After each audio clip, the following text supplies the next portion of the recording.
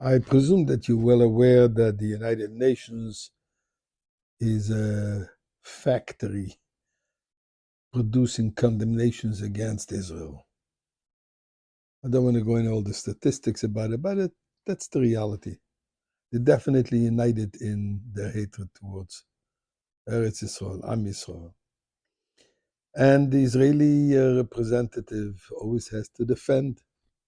I want to share with you an amazing defense line that the Israeli delegate took one day.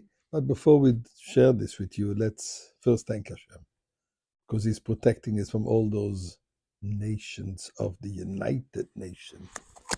מזמור לסויד אורילה אדוני כל הארצים דוס אדוני בשמחו בו לפניו בנון אדוק אדוני אלוהים הוא אסונו ולא אנחנו נעמה בצד מריסוי וישר בסויד החצרויסי בסילו ברוך וידלו ברוך שמוי כי טוב אדוני ילום חסדוי בידו ובדר אמון הסוי. And here is some tzedakah. Maybe still please protect us and take us out of exile. So after a lengthy denunciation about Israel, that it doesn't belong to the Jews, etc., etc., the Israeli delegate got up and says, before I give you my refutation of whatever has been said over here, I want to share with you a story. You remember Moses in the Bible, when God sent him to take the Jewish people out of Egypt? So he came to the Nile, and he became nostalgic, because 80 years earlier, he was saved as a little baby when he was placed in a little basket on the water, and Pharaoh's daughter saved him. So he felt he wants to take another dip in this water. It's an opportunity. So he went aside and took off his clothes, and he went into the water. After a moment, coming out, he sees his clothing is gone. He looks around and he says, oh, the Palestinian stole my clothing. At that moment, the Palestinian representative in the UN got up and started screaming, how dare you make up such a story, such a lie? There were no Palestinians then yet. And that's when the Israeli delegate says, and now I can start my speech. So whose land is it? Whose land is Eretz Yisrael belonging to?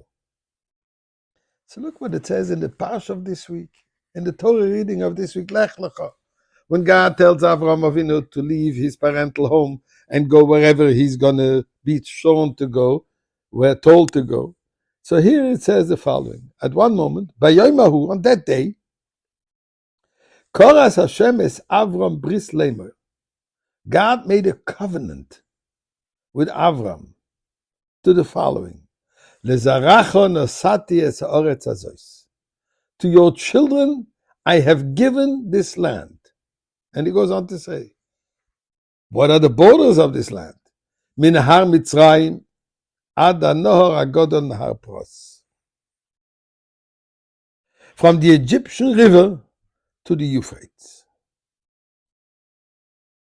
The land of the Keni, Knizi, Kadmoni, Chiti, Prizi, Rephoim, Amori, Knani, Girgashi, and Yevusi. Those nations, all these nations living over here, it all belongs to you. The wording here is something that needs to be understood. What does it say? To your children I have given.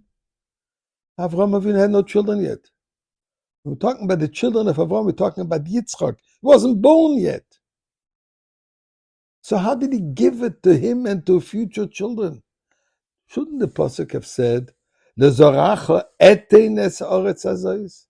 your children I will give this land? But here's the answer.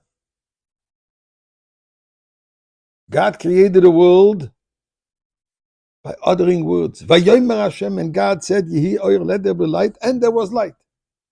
In other words, God's speech is action. So when the Torah says, I say that this belongs to your children, it's not something that's in the future. It's already now. Although there's no children yet, although in concrete way they're going to receive it later. And in fact, later also refers to the time of Mashiach, because we've never received everything yet. Because those borders are huge, including part of Turkey, Syria, etc. That's what the Torah says over here.